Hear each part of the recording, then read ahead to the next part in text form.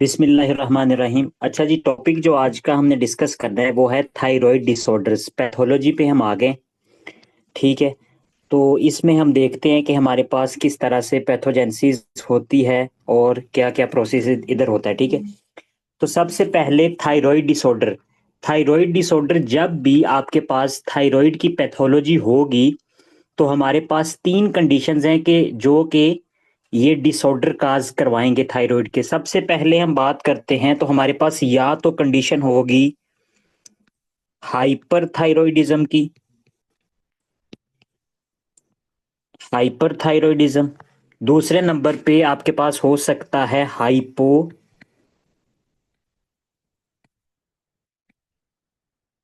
ठीक है जी। और यहाँ आपके पास कंडीशन हो सकती है जिसको हम कहते हैं थायरॉइडाइटिस। ठीक है, कि इन्फ्लामेशन हो चुकी है। आइटिस का मतलब होता है इन्फ्लामेशन। तो या तो हाइपरथायरॉयडिज्म की कंडीशन होगी या हाइपो या के इन्फ्लामेशन की कंडीशन हो सकती है। ठीक हो गया, जो कि थायराइड का डिसऑर्डर काज करवा सकते हैं।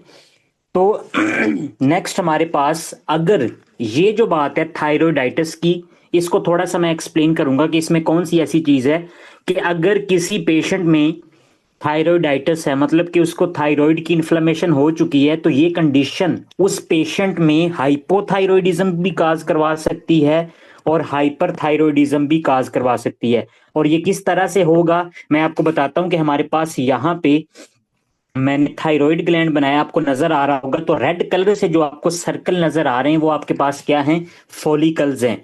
तो आपके पास कोई पैथोलॉजिकल कंडीशन है, इन्फ्लेमेशन हो चुकी है, तो जब न्यूट्रोफिल, मैक्रोफेजेस या कोई भी इम्यून सेल्स आपके थायराइड को आके हिट करेंगे, इसको मारना शुरू करेंगे, खाना शुरू करेंगे, तो ये जो हमारे पास फॉलिकल सेल हैं, इनके अंदर स्टोर होता है आपके पास कौन सा हार्मोन? थायराइड हार्मोन, क्योंकि यहां से बनता है।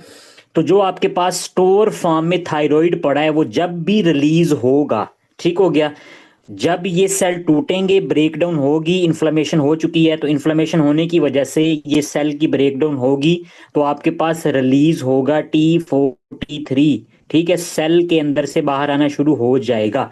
तो अर्ली कंडीशन में ये होगा कि आपके पास थायरोइडाइटिस की कंडीशन थी, तो अर्ली कंडीशन में आपके पास पहले आपको हाइपरथायरॉयडिज्म की कंडीशन देखने को मिलेगी कि थायराइड का लेवल जो होगा वो सीरम में बढ़ना शुरू हो जाएगा। ठीक है, T4 T3 जो होगा वो इंक्रीज होगा।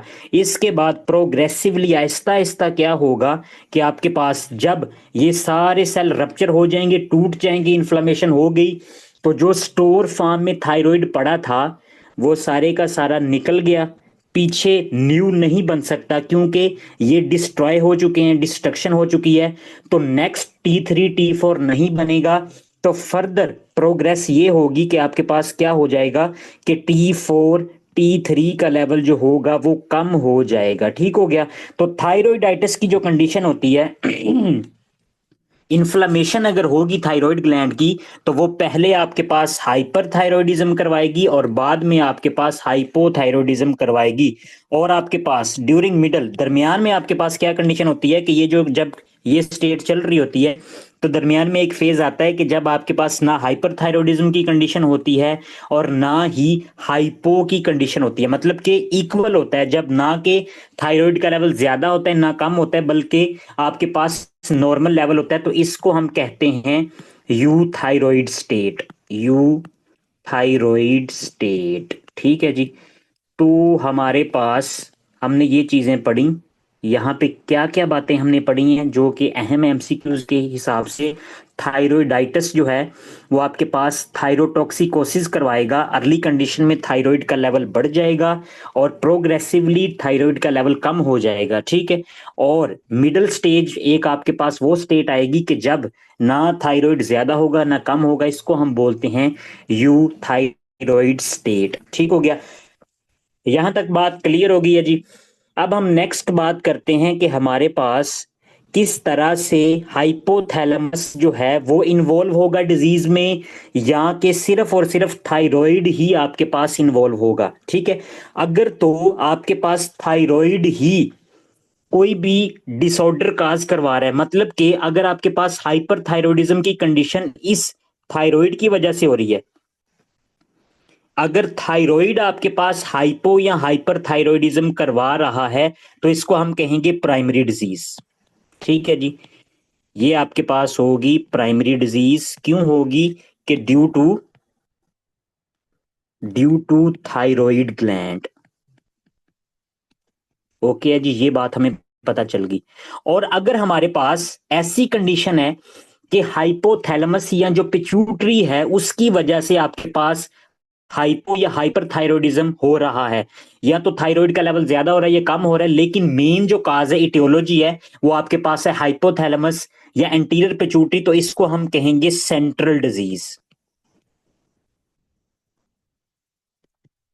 सेंट्रल डिजीज, ठीक हो गया। ये दो बातें हमने पढ़ ली कि हमारे पास सेंट्रल डिजीज जो होगी वो क्यों होगी, और हमारे पास जो है प्राइमरी डिजीज वो क्यों हो सकती है।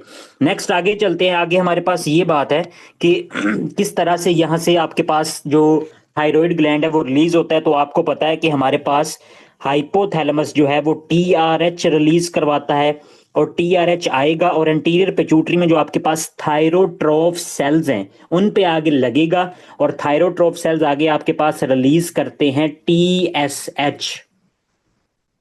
ठीक है जी, और टीएसएच आगे फर्दर आपके पास एंडोक्राइन ग्लैंड के पास जाता है, और वहां से उसको कहता है कि आगे T4 T3 बना। ये आपके पास हाइपोथैलेमस पिट्यूटरी एक्सिस होता है, जो कि हमें पता है। अच्छा, यहां पे जो बात है समझने वाली वो ये है कि हमारे पास नेगेटिव फीडबैक चल रहा होता है, जो कि ये बहुत ज्यादा रिलेट होगा, इस कंडीशन में बहुत ज्यादा रिलेट होगा और हमें पता होना चाहिए। अगर आपके पास बॉडी में टीएसएच का लेवल ज्यादा है, ठीक है जी, टीएसएच सॉरी टीएसएच नहीं, अगर आपके पास बॉडी में T3 T4 का लेवल ज्यादा है, तो ये आपके पास क्या करेगा, T3 T4 का लेवल अगर ज्यादा है तो ये आपके पास इनहिबिट करेगा एंटीरियर पिट्यूटरी को। ठीक हो गया। और इसके अलावा इसके साथ साथ ये इनहिबिट करता है आपके पास हाइपोथैलेमस को भी इनहिबिट करता है कि भाई तू भी और ज्यादा टीआरएच को रिलीज ना कर। बात एक हम यहाँ पे एक सिनेरियो रिलेट करते हैं इसके साथ। वो सिनेरियो ये है कि हमारे पास अगर T4 या T3 का लेवल ज्यादा है, ठीक है, तो नेगेटिव फीडबैक हुआ। मतलब मैं इधर लिखता हूं कि T4 का लेवल ज्यादा था, तो T4 का लेवल ज्यादा होने की वजह से इसने आपके पास क्या करवा दिया, इसने TSH को कम करवा दिया। ठीक है जी। और फिर उसके बाद इसने और क्या करवाया, टीआरएच को भी कम करवा दिया। क्यों कम करवाया? नेगेटिव फीडबैक दिया कि भाई बहुत ज्यादा है सीरम में, तू पीछे से और ना बनवा मेरे से, मैं पहले ही बहुत ज्यादा बन चुका हूं। ठीक है जी, तो ये दोनों आपके पास क्या हो जाएंगे, कम हो जाएंगे। यहां पे ये सारी बात करने का मकसद ये है कि आपके पास जब भी एमसीक्यूज आए, हाइपरथायरॉयडिज्म हाइपोथायरॉयडिज्म का कोई भी सिनेरियो आपको लग रहा है, तो मेन डायग्नोस्टिक जो आपके पास जो प्रोडक्ट है जिसके हिसाब से आपने एमसीक्यूज को पिक करना है, वो है आपके पास टीएसएच। ठीक है जी। किस तरह से मैं आपको बताता हूं कि अगर तो आपके पास टीएसएच का लेवल कम है, टीएसएच का लेवल कम आ रहा है, ठीक है, और आपके पास आगे T4 जो है वो ज्यादा मिलेगा आपको हाइपरथायरॉयडिज्म की कंडीशन में। हमेशा ये उल्ट मिलेगा। वो किस तरह से? अगर तो आपके पास हाइपरथायरॉयडिज्म की कंडीशन है, हाइपर थायरॉयडिज्म, ठीक है जी, और अगर इसमें T4 ज्यादा है लेकिन TSH जो होगा वो आपको कम मिलेगा, पहली बात होगी। और अगर हाइपोथायरॉयडिज्म की कंडीशन है, हाइपो है, तो हाइपो में आपके पास जो होता है T4 जो होता है वो कम होता है, T4 कम है, और नेगेटिव फीडबैक से आपको TSH जो होगा वो आपको इंक्रीज मिलेगा। ठीक है, तो बात करने का मकसद ये है कि आपने TSH के लेवल से फौरी तौर पे 20% डायग्नोज लगा लेना है कि आपके पास अगर टीएसएच कम है, ठीक है, सिम्टम्स वो देगा, वो सारी बातें हम डिस्कस करते हैं कि आपके पास हीट बहुत ज्यादा प्रोड्यूस होगी, वेट लॉस होगा, ठीक है, जीआईटी मोर्टेलिटी बढ़ जाएगी, कार्डियक कॉन्ट्रैक्टिलिटी बढ़ जाएगी, वो सारी बातें वो हैं। लेकिन टीएसएच अगर कम है तो आपके पास हाइपरथायरॉयडिज्म, और टीएसएच अगर ज्यादा है तो हाइपोथायरॉयडिज्म की कंडीशन होगी। ठीक हो गया। यहां तक हमारे पास प्राइमरी अगर डिजीज होगी तो उसको हमने किस तरह से देखना है, ठीक है। और अगर आपके पास सेंट्रल है तो उसको भी मैंने आपको बता दिया कि सेंट्रल में हमेशा आपके पास हाइपोथैलेमस से कोई भी कंडीशन हो सकती है। टीआरएच जो होगा वो ज्यादा बनेगा और टीएसएच ज्यादा बन जाएगा, ये सेंट्रल काज हो सकती है। अच्छा, सेंट्रल काज दोनों ही बातें करवाती हैं, जैसे कि प्राइमरी डिजीज है आपके पास, हाइपरथायरॉयडिज्म या हाइपोथायरॉयडिज्म करवा रहा है, इसी तरह से सेंट्रल डिजीज जो है ना, मतलब हाइपोथैलेमस और जो एंटीरियर पिट्यूटरी है, वो भी आपको ये दोनों कंडीशंस करवा सकता है। किस तरह से, मैं बात करता हूं कि सेंट्रल हाइपोथायरॉयडिज्म, सेंट्रल हाइपोथायरॉयडिज्म, अगर किसी बंदे को सेंट्रल हाइपोथायरॉयडिज्म है, वो क्यों हो सकता है, कोई भी एडिनोमा है, ठीक है जी, एडिनोमा बन गया, ठीक है, और ये जो एडिनोमा है ना, इसका सिर्फ और सिर्फ मास इफेक्ट है। मास इफेक्ट का मतलब ये है कि ये फंक्शनल नहीं है, ये सिर्फ और सिर्फ आपके पास इसने एक जगह घेरी हुई है, वो वहां पे एक जगह घेरी हुई है और ये कंप्रेस कर रहा है, मतलब कि आपके पास सेक्रीशंस को कम कर रहा है, तो पीछे से टीआरएच और टीएसएच ही कम होंगे, ये कम होंगे टीएसएच, तो इसकी वजह से आपके पास हाइपोथायरॉयडिज्म होगी। और आपके पास ऐसा भी हो सकता है कि सेंट्रल हाइपरथायरॉयडिज्म,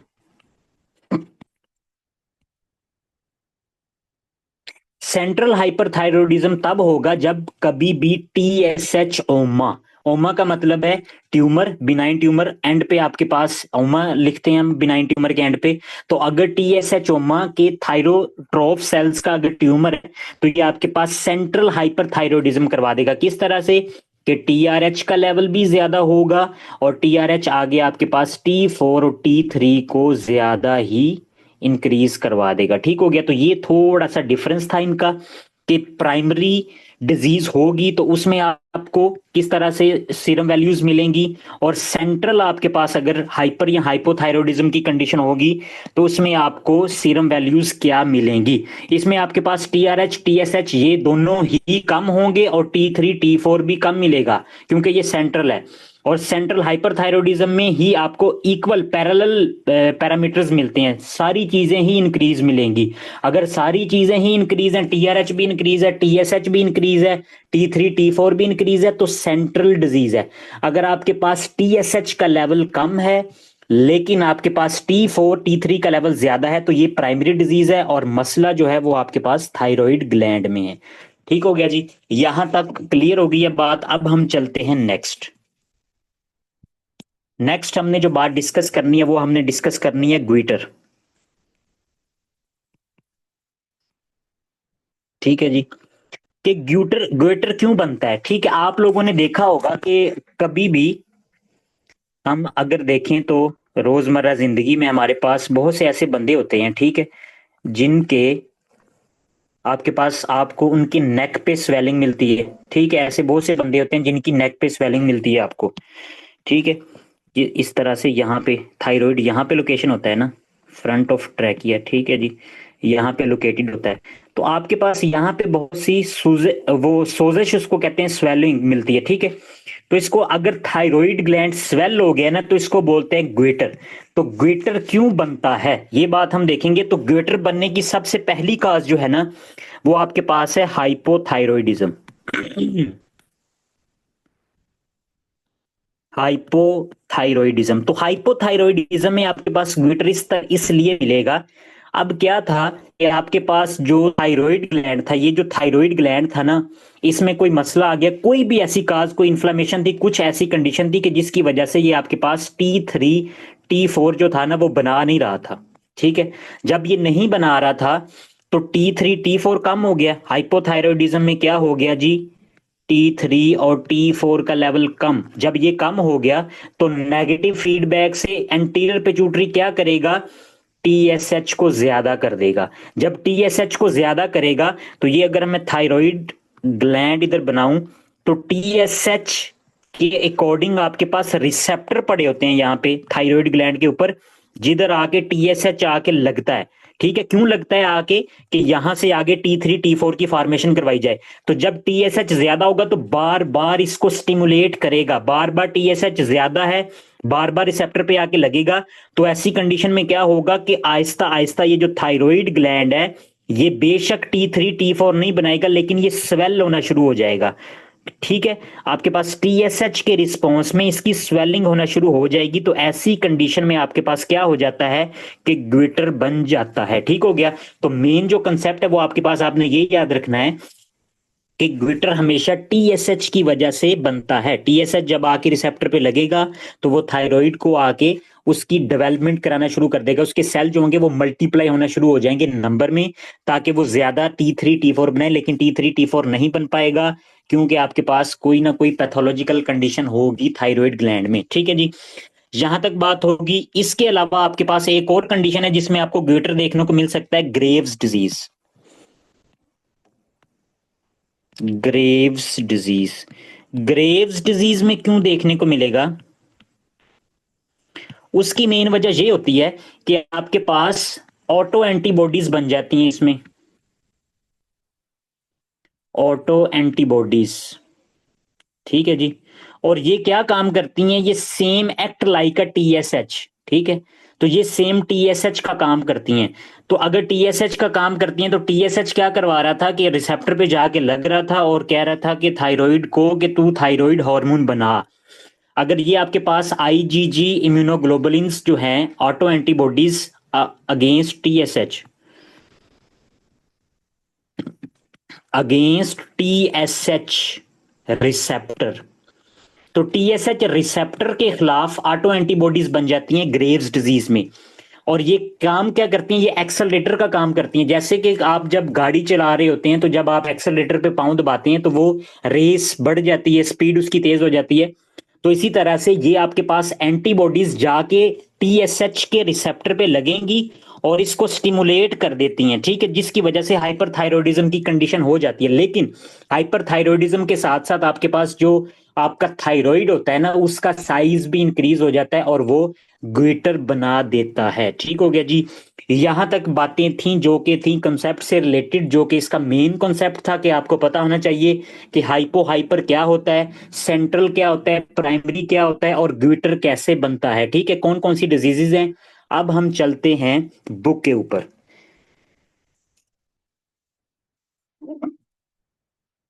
अच्छा जी, बुक पे हम आ गए हैं, तो यहाँ पे हमने देखनी है पैथोलॉजी।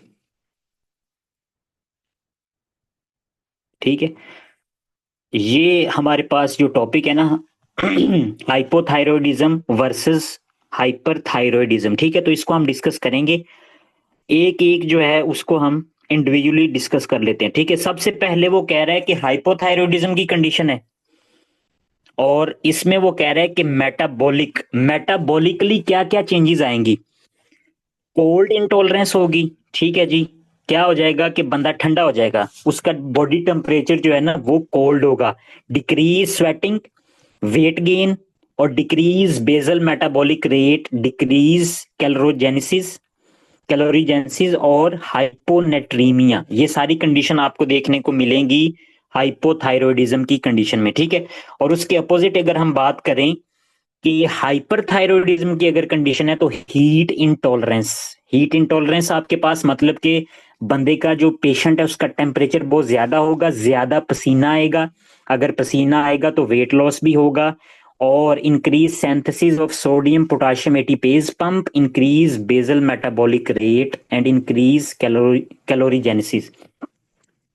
अच्छा, ये सारी बातें जो थी ना, आधी बातें हमने कल वाले टॉपिक में डिस्कस कर ली हैं। ठीक है, थोड़ा सा ओवरव्यू आप लोग अगर कहते हैं तो हम देते हैं, लेकिन फिर हम आगे चले जाते हैं। क्या आप लोग कहते हैं कि जिसको कोई ऐसी बात जो यहाँ पे समझ नहीं आ रही तो वो मैं दोबारा बता देता हूँ, लेकिन ये बातें कल हमने डिस्कस की थी। मैं एक इक्वेशन लिख देता हूँ, ठीक है, यहाँ पे फिर उससे आप रिलेट कर लीजिएगा। ठीक है, तो यहाँ पे हमारे पास क्या हम करने लगे हैं कि हाइपर और हाइपोथायरॉयडिज्म का डिफरेंस। हाइपोथायरॉयडिज्म और उसके बाद हाइपरथायरॉयडिज्म। हाइपरथायरॉयडिज्म, ठीक है। तो मेन मेन जो है ना वो ये कह रहा है कि यहाँ पे आपके पास कूल टेम्परेचर है जी, कोल्ड होगा बंदा, कूल टेम्परेचर, टेम्परेचर, ठीक है। और यहाँ पे आपके पास क्या होगा कि हीट इंटॉलरेंस, इंटॉलरेंस, ठीक है। मेन उसने यही कहा है, तो ये आपके पास, आपको पता है कि सेलुलर रेस्पिरेशन जो आपकी बॉडी में हो रही होती है, एक फॉर्मूला है जिसको हम कहते हैं C6H12O6 प्लस ये ग्लूकोज प्लस 6O2 ऑक्सीजन, और ये फर्दर आगे क्या बना देती है 6CO2 प्लस H2O, ठीक है, और plus heat and plus ATP. ये प्रोडक्ट हमारे पास सेलुलर रेस्पिरेशन, हमारा जो सेल है, सेल के अंदर ये प्रोसेस आपके पास मेटाबॉलिकली खुद ब खुद हो रहा होता है, ठीक है।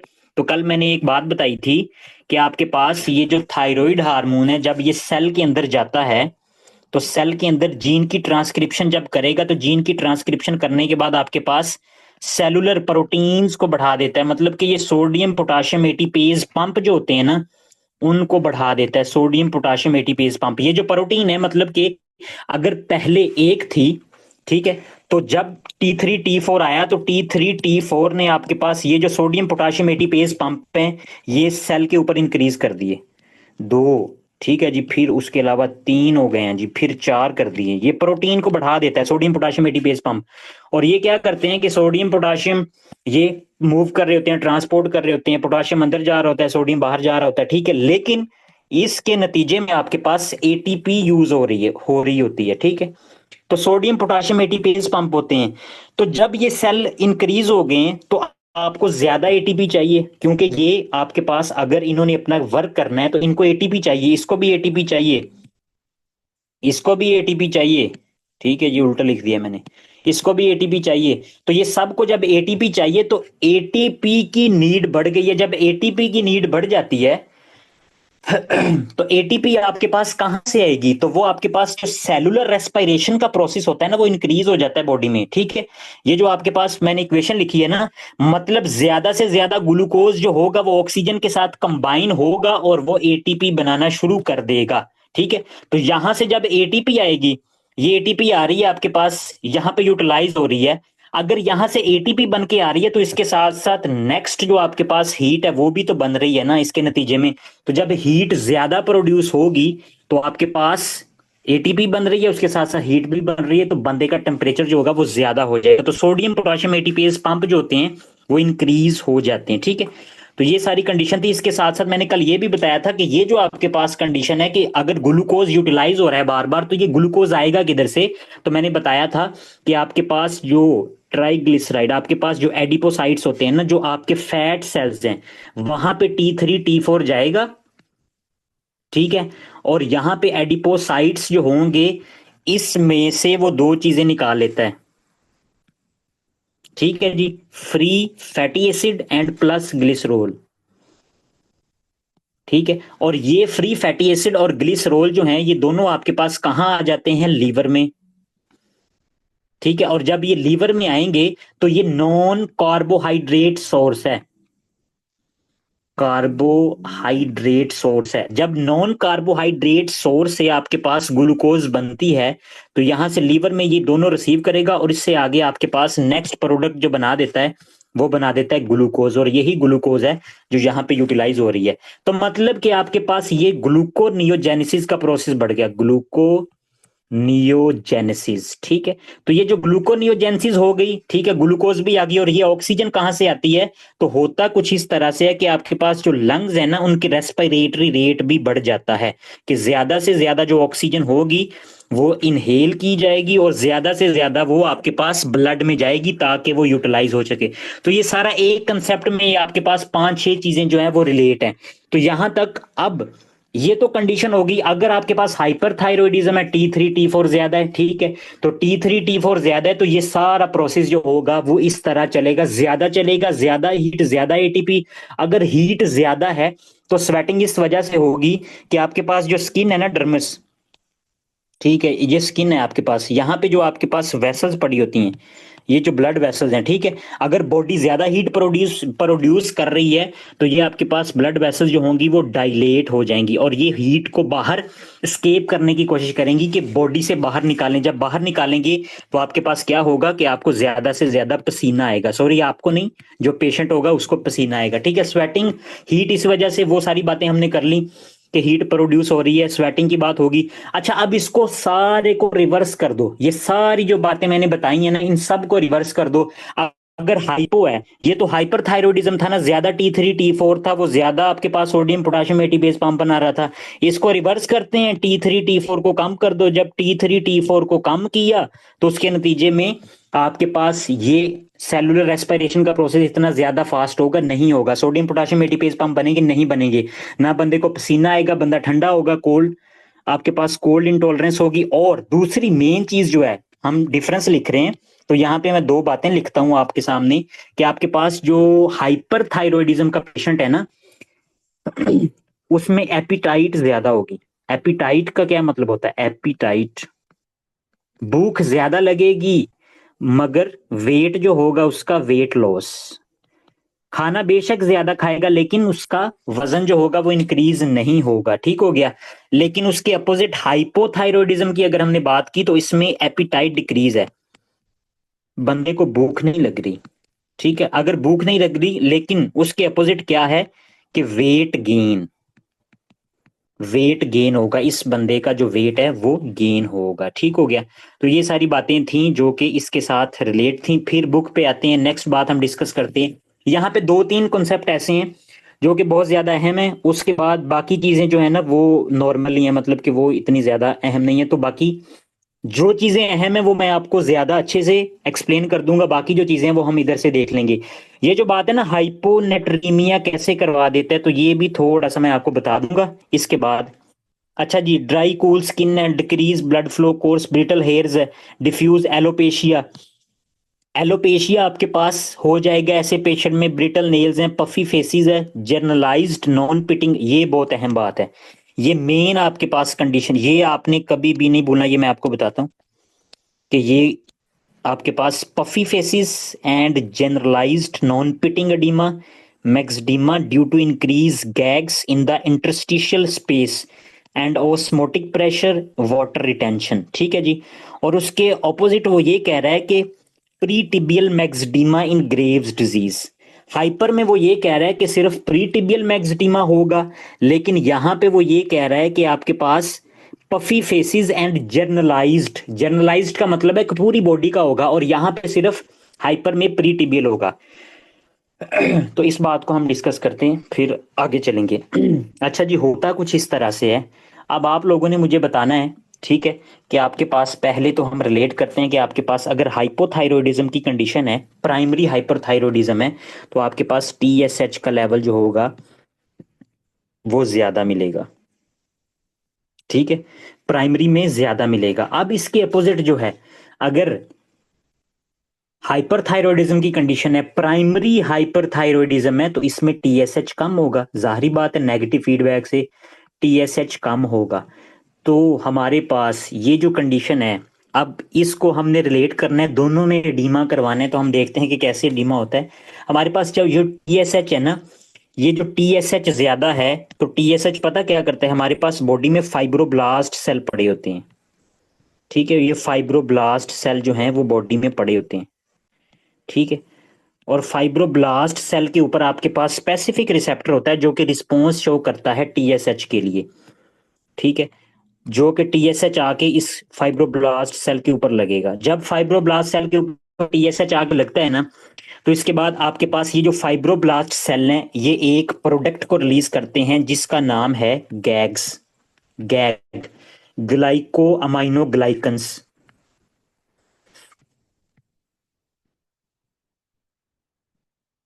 Amino glycan, glyco amino glycans, ठीक है। ये जो ग्लाइको अमाइनो ग्लाइकन्स हैं, ठीक है, ये आपके पास हाइड्रोफिलिक इन नेचर होते हैं, मतलब कि इनको पानी से प्यार होता है, ये कहते हैं कि पानी मुझे चाहिए। तो ये जो फाइब्रोब्लास्ट सेल ने जब गैग को रिलीज किया तो ग्लाइको अमाइनो ग्लाइकन्स जो बॉडी में बढ़ जाते हैं, जब ये बढ़ जाएंगे, ये ज्यादा हो जाएंगे, तो ये वाटर को क्या करेंगे, अट्रैक्ट करेंगे उनको, मतलब पानी को अपनी तरफ खींचेंगे।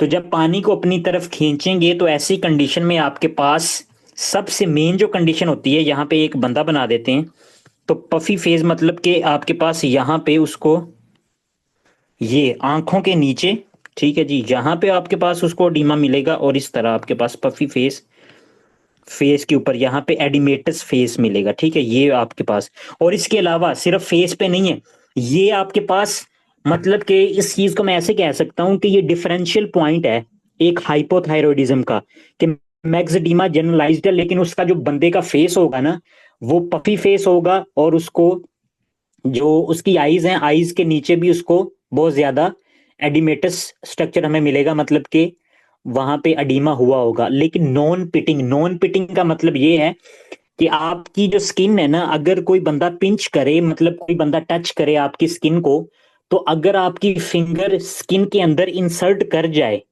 ठीक है, स्किन इंसर्ट हो जाए, और जो उस बंदे की, सॉरी, फिंगर इंसर्ट हो गई है और जो स्किन है ना वो आपके पास क्या हो गई है कि साइडों पे थोड़ी थोड़ी उसने जगह दे दी है, और कुछ देर तक वो आपके पास वहां पे, ये इस तरह उसने आपके पास, किसी ने फिंगर से टच किया लेकिन जो स्किन थी वो आपके पास क्या हो गई है, उसने स्पेस प्रोवाइड किया और साइडों से वो हट गई है, मतलब इस तरह से, और वो डीप डाउन पिंच हो चुकी है स्किन। तो अगर ऐसी कंडीशन है तो इसको हम बोलेंगे पिटिंग एडीमा, कि आप किसी बंदे को एडीमा हुआ है, हाथ लगाया तो उंगली जो है वो अंदर चलेगी और कुछ देर तक वो वैसे ही स्टेबल रही स्किन, फिर थोड़ी देर के बाद, 5-10 सेकंड के बाद फिर वो अपनी असल पहले वाली कंडीशन में दोबारा से मेंटेन हुई है। नॉन पिटिंग एडीमा का मतलब ये होता है कि अगर किसी बंदे की बॉडी में कहीं भी एडीमा है, तो अगर वो आप टच कर रहे हैं, उसको दबा रहे हैं, तो वो आपके पास आपसे दबाया नहीं जाएगा। ठीक है, हार्ड, हार्ड एडिमेटस स्ट्रक्चर जो होता है वो नॉन पिटिंग होता है। तो इसमें आपके पास नॉन पिटिंग एडीमा इसमें मिलता है आपको, नॉन पिटिंग। उंगली आपके पास जो फिंगर है वो इंसर्ट नहीं होगी, स्किन जो होगी वो हार्ड होगी। ठीक है, यही सेम आपके पास फिनोमिना है जो कि, अच्छा ये मैंने बात की, तो इसमें आपके पास आपको मैक्सिडीमा, सॉरी, ये बात तो हमने लिखी नहीं जो मेन थी, मैक्सिडीमा। ठीक है, मैक्सिडीमा। अब आपके पास ये तो हम हाइपोथायरॉयडिज्म वाला, ये वाला जो हमारे पास रो है ना, तो इसमें हम हाइपोथायरॉयडिज्म को डिस्कस कर रहे हैं, तो हाइपोथायरॉयडिज्म में तो ये हो गया। लेकिन हाइपरथायरॉयडिज्म में ये कंडीशन होती है कि आपके पास ये जो टीएसएच ग्रेव्स डिजीज में उसने स्पेसिफिकली मेंशन किया हुआ है कि ग्रेव डिजीज में सिर्फ ऐसा होता है।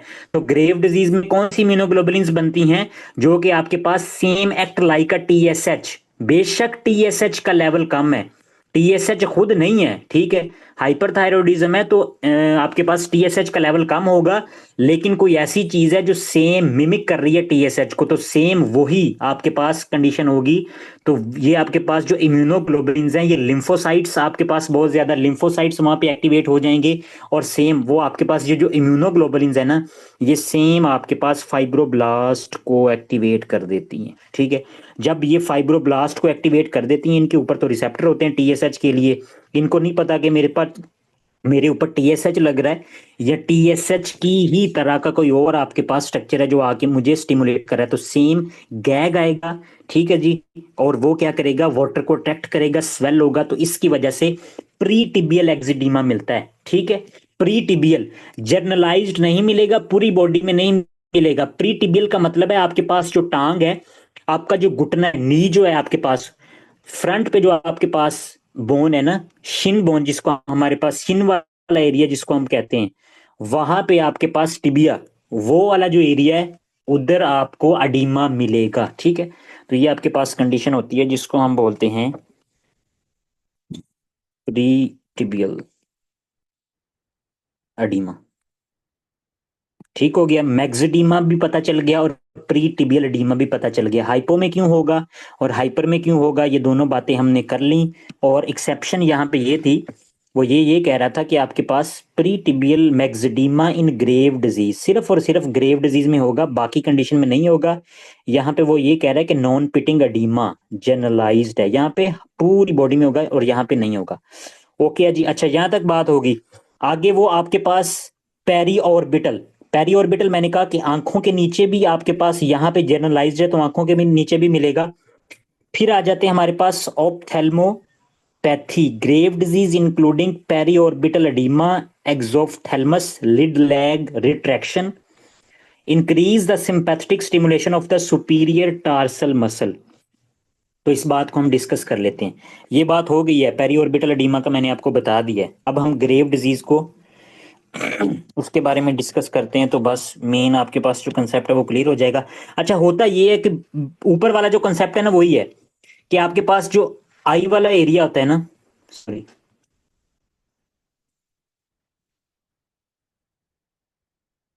हमारे पास ये जो आई वाला एरिया, ठीक है, आई है, और इसके बाद आपके पास ये जो ऊपर वाला बाकी स्ट्रक्चर है, ठीक है जी। इस तरह से बाकी वही है, फाइब्रोब्लास्ट जो होंगे सेम वही प्रोसेस है कि फाइब्रोब्लास्ट यहाँ पे जो होंगे वो आपके पास गैग को अकोमुलेट कर देंगे और गैग वाटर को बुला लेगा। इसके अलावा आपके पास और नेक्स्ट ये होता है कि जो एडिपोसाइट्स हैं, एडिपोसाइट्स जो हैं वो भी आपके पास क्या होते हैं कि लिम्फोसाइट्स, जब इन्फ्लेमेशन होगी ना तो लिम्फोसाइट्स आपके पास एडिपोसाइट्स की डिवीजन को इंक्रीज कर देंगे, कि एडिपोसाइट्स आपके पास जो होंगे वो नंबर में इंक्रीज हो जाएंगे। और ये एडिपोसाइट्स भी जहां यहाँ पे अकोमोलेट होना शुरू हो जाते हैं बैक ऑफ द आईबॉल, जो आंख का पीछे वाला हिस्सा है ना, वहां पे अकोमोलेट होना शुरू हो जाते हैं। वाटर भी आ गया, वाटर भी वहां पे स्वेल कर रहा है स्पेस को, और उसके अलावा एडिपोसाइट्स जो हैं वो भी आके वहां पे डिवाइड हो रहे हैं और आपके पास जो back side of the eyeball है वहां पे अकोमोलेट हो रहे हैं। तो इसके नतीजे में होगा ये कि आपके पास ये जो आंख है ना, जाहिर बात है पीछे से कोई चीज इसको आके धक्का लगा रही है, तो ये जो आंखें हैं दोनों इस पेशेंट की। अच्छा जी, हम बात कर रहे थे हमारे पास कि एक्सोफ्थैल्मस कैसे होता है हाइपरथायरॉयडिज्म में, स्पेसिफिकली ग्रेव डिजीज से रिलेटेड थी ये बात। तो हमने बात की कि हमारे पास जो फाइब्रोब्लास्ट सेल हैं वो आपके पास ज्यादा से ज्यादा गैग बनाते हैं, और गैग आपके पास अकोमोलेट होता है बैक ऑफ द आईबॉल। और इसके अलावा आपके पास जो एडिपोसाइट्स हैं, ठीक है, वो भी उनकी भी सेल डिवीजन जो होती है वो बढ़ जाती है, और वो भी आपके पास आई बॉल की बैक साइड पे अकोमोलेट होते हैं, जिसकी वजह से जो आई बॉल है वो आपके पास फॉरवर्ड आगे की तरफ आपके पास जो होता है वो मूव कर जाता है, जिसकी वजह से ये जो बंदा होगा ग्रेव डिजीज का, उसकी आंखें बड़ी बड़ी और खुली खुली नजर आएंगी, बहुत जैसे वो ऐसे नजर आएगा। अगर वो डॉक्टर के पास आएगा तो वो ऐसे लगेगा कि जैसे वो डॉक्टर को बहुत गौर से देख रहा है, मतलब कि ये बात आप इसके साथ रिलेट कर सकते हैं, ठीक है, बड़ी गौर से देख रहा होगा। इस कंडीशन को हमारे पास हम कहते हैं एक्सोफ्थैल्मस।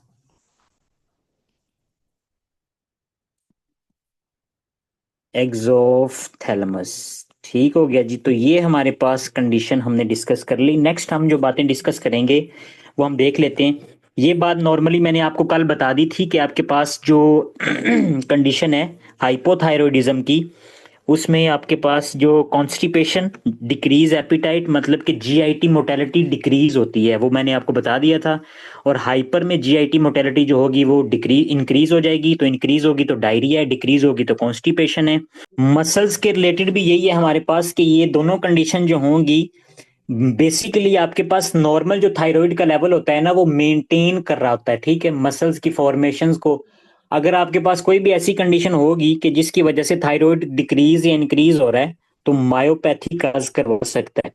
जो मेन कंसेप्चुअल चीज जो रिलेट है वो आपके पास ये है कि हाइपोथायरॉयडिज्म में आपके पास डिक्रीज लिबिडो और इनफर्टिलिटी कैसे होगी, और हाइपरथायरॉयडिज्म में आपके पास कैसे सेम डिक्रीज लिबिडो और इनफर्टिलिटी सेम कंडीशन कैसे होगी।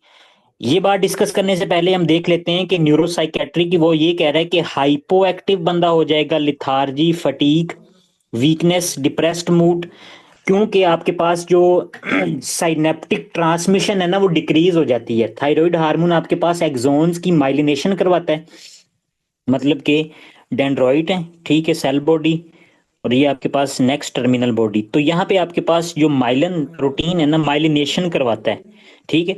तो अगर माइलिनेशन करवाता है तो बात करने का मकसद ये है कि ये ट्रांसमिशन को इंक्रीज कर देता है थायराइड हार्मोन। अगर थायराइड कम है तो साइनेप्टिक ट्रांसमिशन कम हो जाएगी, जिसकी वजह से पेशेंट जो होगा वो हाइपो एक्टिव होगा, थका थका सा, lethargic, fatigue, weakness, depress mood होगा, डिक्रीज रिफ्लेक्सेस। तो ये सारी कंडीशन।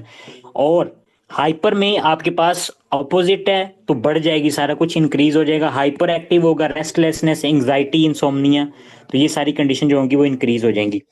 हार्ट से रिलेटेड जो बात है वो हम डिस्कस कर लेते हैं कि हमारे पास हार्ट से रिलेटेड ब्रेडिकार्डिया, कल हमने इसको बहुत डिटेल में बताया था। अगर आपको फिर भी ज्यादा आपने अच्छे से समझना है तो कल वाली वीडियो जो है ना वो यूट्यूब पे जाके आप लोग देख सकते हैं।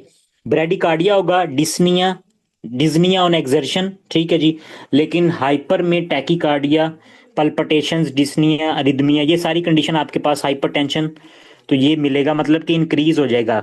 इसमें आपके पास क्या होता है कि परमिसिव एक्टिविटी होती है एड्रीनर्जिक रिसेप्टर की, तो एड्रीनर्जिक रिसेप्टर की एक्टिविटी बढ़ जाती है। हाइपर में बढ़ेगी, हाइपो में कम हो जाएगी। नेक्स्ट लैब्स की जो बात है, जो मैंने पहले बताया, ये आपके पास ये प्राइमरी उन्होंने मेंशन किया हो, तो प्राइमरी अगर हाइपोथायरॉयडिज्म होगा तो इसमें टीएसएच का लेवल कम होगा, और प्राइमरी आपके पास हाइपर थायरॉयडिज्म होगा तो टीएसएच का लेवल कम होगा। हमने ऊपर डिस्कस कर लिया ये बात। डिक्रीज फ्री T4 कम हो जाएंगे, और ये उसने जो बात लिखी हुई है hypercholesterolemia due to decrease LDL receptor, ये मैं आपको बताता हूं अभी। और यहाँ पे उसने लिखा हुआ है कि decrease LDL HDL and total cholesterol, यहाँ पे बढ़ जाएगा, यहाँ पे कम हो जाएगा।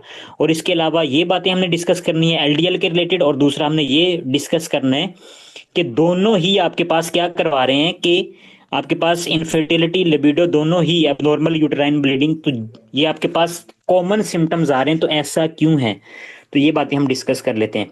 पहले हम बात करते हैं हाइपर कोलेस्ट्रोलीमिया। हाइपर कोलेस्ट्रोलीमिया इस वजह से होगा कि आपके पास जो लीवर है, ठीक है जी, लीवर लीवर सेल के ऊपर आपके पास एलडीएल रिसेप्टर होते हैं, ठीक है जी, LDL receptor, low density lipoprotein, ठीक है। ये जो आपके पास प्रोटीन्स होती हैं लो डेंसिटी लिपोप्रोटीन, इनके रिस्पॉन्स के लिए स्पेसिफिक रिसेप्टर आपके पास लीवर में पड़े होते हैं। तो जब T3 T4 का लेवल ज्यादा होता है ना, T3 T4 का लेवल ज्यादा होगा तो ये आपके पास इन रिसेप्टर को, एलडीएल के रिसेप्टर को बढ़ा देगा, ठीक है जी।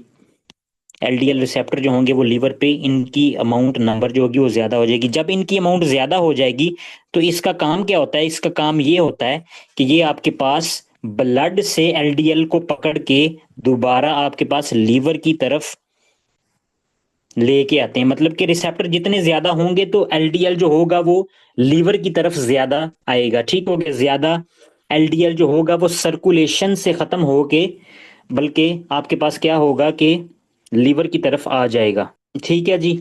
तो ये तो थी हाइपरथायरॉयडिज्म की। अगर आपके पास ज्यादा से ज्यादा एलडीएल रिसीव कर लिया है तो एलडीएल जो होगा वो ब्लड में कम हो जाएगा। तो अगर ब्लड में एलडीएल कम है तो ये आपके पास हाइपोकोलेस्ट्रोलीमिया, हाइपोकोलेस्ट्रोलीमिया, ठीक है, कि इसका लेवल कम हो गया। लेकिन उसके अपोजिट अगर हम बात करें कि आपके पास, उसके अपोजिट अगर हम बात करें कि हमारे पास हाइपोथायरॉयडिज्म की कंडीशन है, तो हाइपोथायरॉयडिज्म में क्या होता है कि T3 T4 का लेवल जो होता है वो कम होता है। जब T3 T4 का लेवल कम है तो आपके पास जो रिसेप्टर हैं वो नहीं आएंगे, वो नहीं बनेंगे। जब रिसेप्टर नहीं बनेंगे, प्रोटीन्स आपके पास जो रिसीव करेंगी एलडीएल को ब्लड से लीवर की तरफ, वो कम हो जाएंगी। जब कम हो जाएंगी तो ब्लड में एलडीएल का लेवल ज्यादा हो जाएगा, तो जिसकी वजह से आपके पास हाइपोथायरॉयडिज्म की कंडीशन में हाइपर कोलेस्ट्रोलीमिया मिलता है, कोलेस्ट्रोलीमिया, ठीक हो गया जी। तो ये बातें हमने डिस्कस कर ली।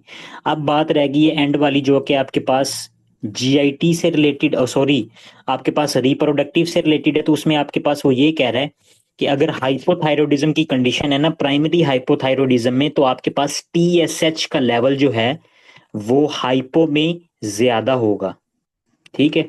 और हाइपर में टीएसएच का लेवल जो होगा वो डिक्रीज होगा, ठीक है।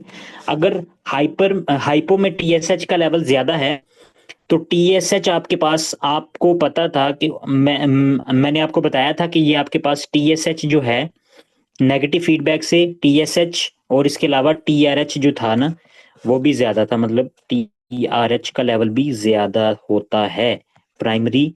ऊपर दोबारा आ जाते हैं, मैं आपको दोबारा से रिलेट कर देता हूँ कि हम ये क्या बात कर रहे हैं, परेशान नहीं होना। मैंने कहा था कि जब T4 ज्यादा होगा तो टीएसएच जो होगा वो कम हो जाएगा और टीआरएच भी कम हो जाएगा। इसको उल्ट कर लेते हैं। हाइपोथायरॉयडिज्म की कंडीशन है कि अगर आपके पास T4 कम हो गया तो TSH आपके पास जो है वो ज्यादा होगा, नेगेटिव फीडबैक है ना, वो TRH जो होगा वो भी ज्यादा हो जाएगा। हाइपो में ज्यादा होंगे और हाइपर में कम है।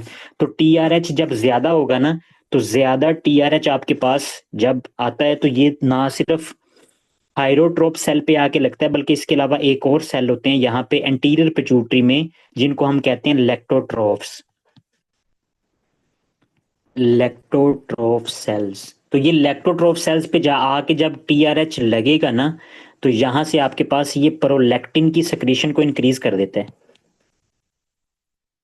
प्रोलैक्टिन की सक्रीशन को जब इंक्रीज करेगा तो प्रोलैक्टिन आपके पास, हमने उस दिन पढ़ा था कि GnRH इसको इनहिबिट कर देती है, और GnRH आपके पास जो होता है गोनेडोट्रोफिक रिलीजिंग हार्मोन, इससे ही आगे FSH और LH जो है वो बनते हैं। मतलब कि ये आपके पास आगे FSH LH की सक्रीशन करवाती है। तो अगर आपके पास प्रोलैक्टिन आया तो प्रोलैक्टिन ने इनहिबिट कर दिया GnRH को, तो GnRH नहीं होगा तो FSH और LH नहीं होगा।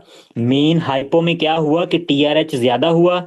TRH ज्यादा होने की वजह से TRH ना सिर्फ आपके पास थायरोट्रॉप्स पे लगता है, बल्कि आपके लेक्टोट्रॉप सेल्स जो है ना उन पे भी इसका एक्शन है। तो लेक्टोट्रॉप सेल्स प्रोलैक्टिन के लिए रिस्पॉन्सिबल होते हैं, प्रोलैक्टिन आएगा GnRH को इनहिबिट करेगा, आगे FSH LH नहीं बनेगा, FSH LH नहीं होगा, तो आपके पास क्या होगा कि डिक्रीज लिबिडो। ठीक है जी। इनफर्टिलिटी, इनफर्टिलिटी ठीक है, क्योंकि FSH LH नहीं आएंगे तो ना ओवरीज के पास आएंगे, ना टेस्टिस के पास आएंगे, ना टेस्टोस्टेरोन बनेगा, ना वहां से आपके पास ओवुलेशन होगी। तो ये सारी बातें हमें समझ आ गई।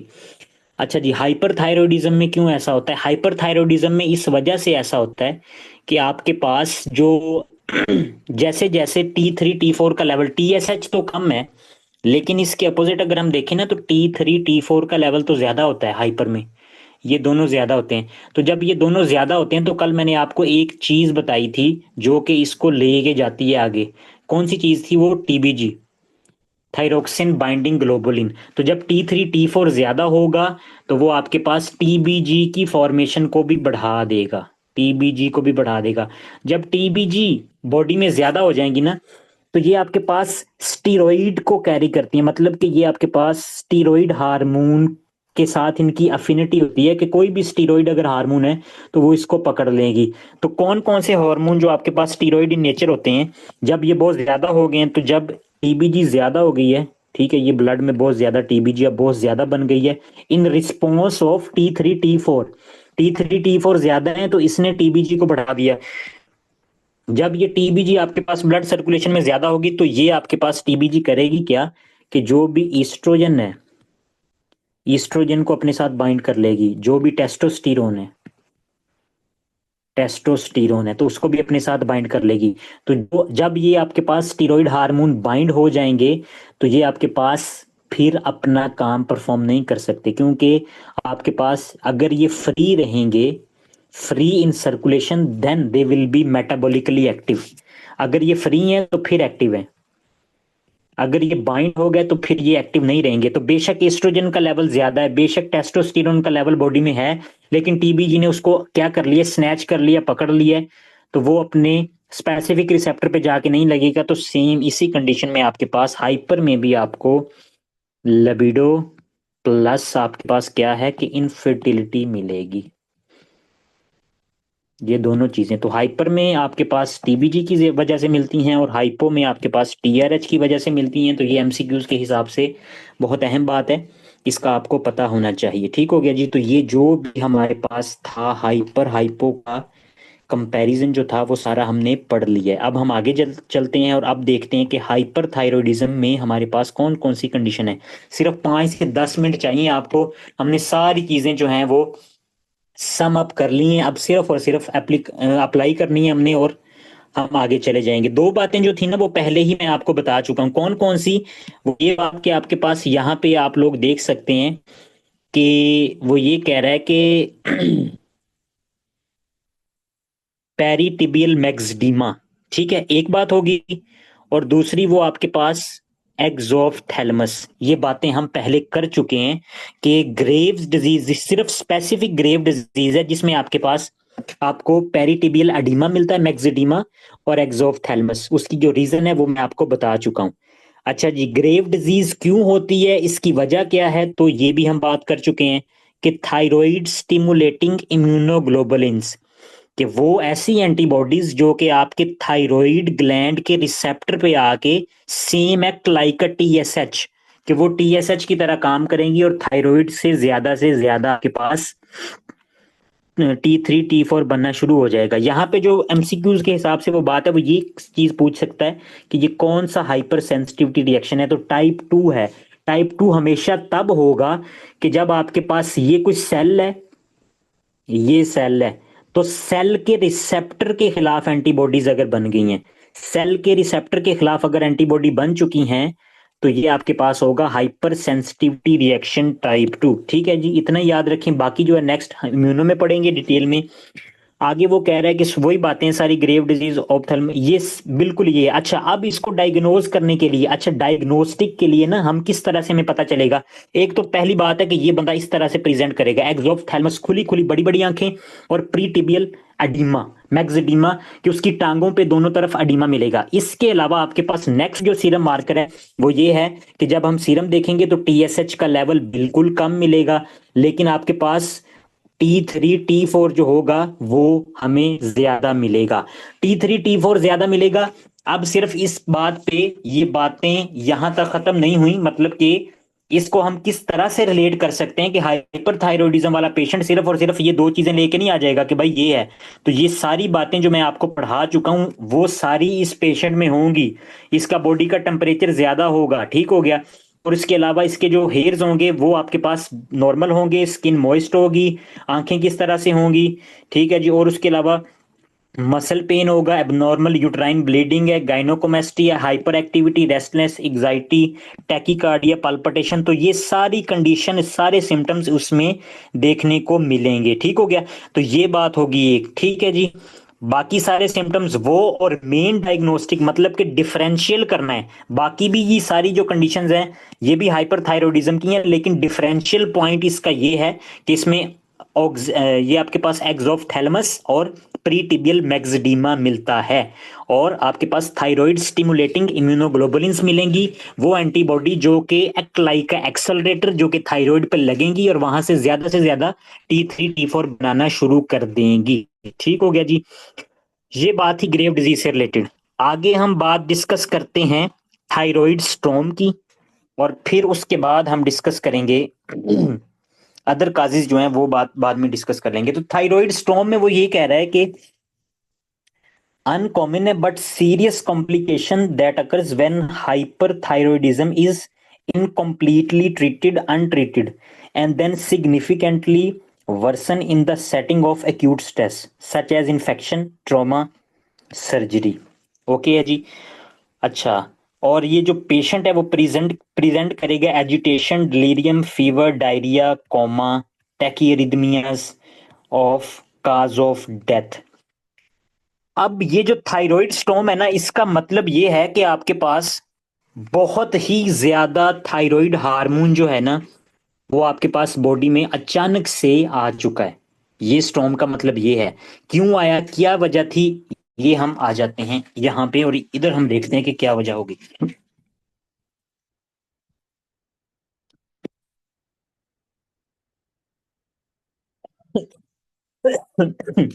थायराइड स्टॉर्म,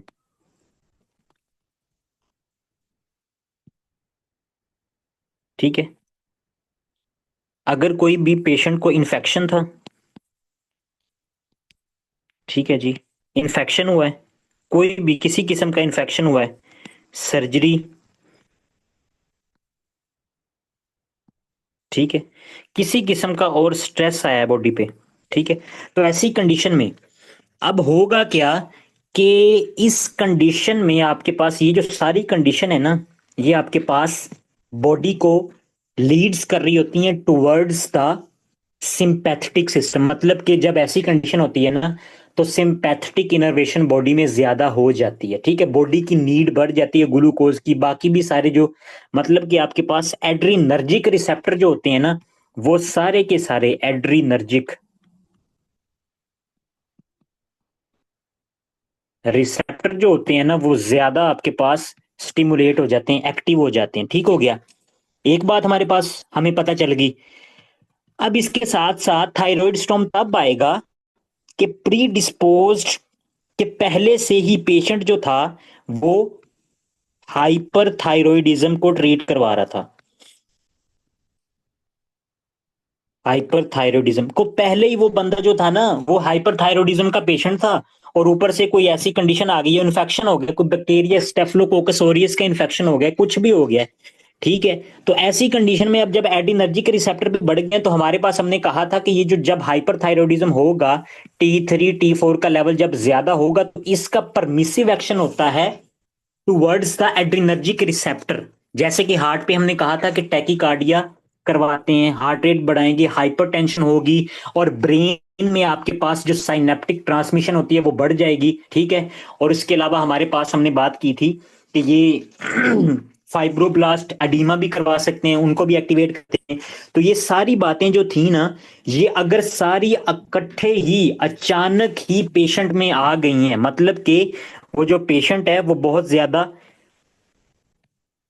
हाइपर एक्टिव हो चुका है, हाइपर एक्टिव हो चुका है, tachycardia,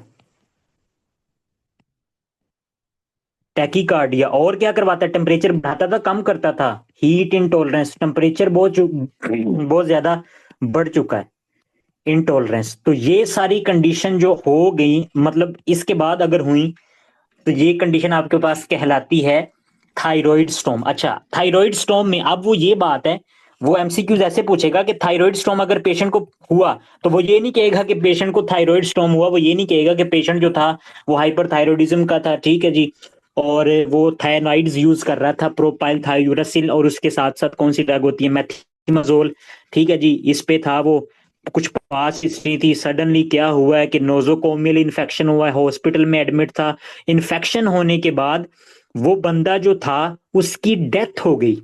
what is the main cause of the death, तो उसने बुक पे मेंशन किया हुआ है कि इस बंदे की जो डेथ होगी वो टैकीकार्डिया की वजह से होगी। Main reason of death due to thyroid storm tachycardia, कि हार्ट रेट उसका इतना ज्यादा बढ़ चुका है कि वो आपके पास क्या करवा देगा, डेथ काज करवा देगा। अरिदमियाज होंगे, और अरिदमियाज जो होते हैं वो एम्बोलिज्म काज करवा सकते हैं, एम्बोलिज्म जो होगा वो स्ट्रोक काज करवा सकता है। तो ये आपके पास एट द एंड हम ये कह सकते हैं कि अरिदमियाज जो थी वो main cause of the death है, ठीक है। अब बुक पे दोबारा आते हैं और दोबारा से देख लेते हैं कि क्या बात थी जो नई वाली है इसमें।